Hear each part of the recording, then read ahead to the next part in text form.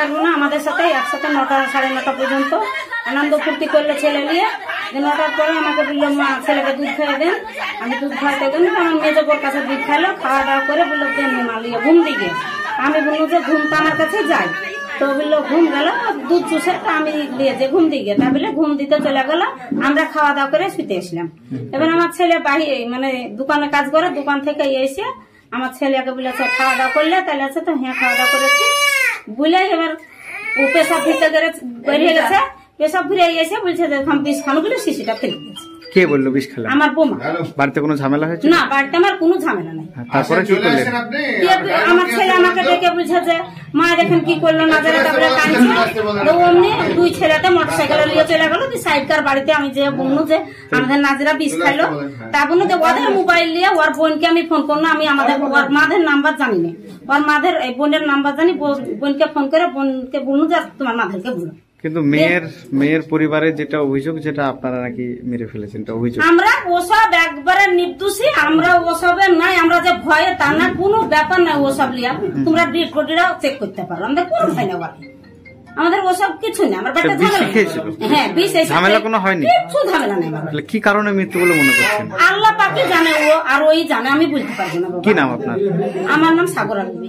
মৃত্যু হলো আপনাদের মেয়েদের? আমাদের মেয়ে ওখানে ছিল, বলেছে রাত 12টার সময় ফোন আসছে মেয়েটা বিষ খেয়েছে, তোমরা আসো, তাই বলেছে। এরা এবার গাড়ি নিয়ে গেছে যে ওখানে এরা না যেতে মেয়ে মারা গেছে, সেটা বলছে।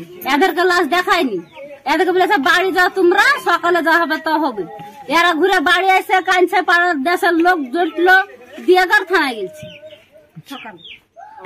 লাশ এখন পর্যন্ত আমাদেরকে দেখায়নি। বিষ খেয়ে মারা গেছে, বিষ খেয়ে মারা গেছে। এখন মেয়েরা ফেলেছে, এখন বিষ খেয়েছে। বিষ খেলে তো 1 ঘন্টা থাকে মানুষ।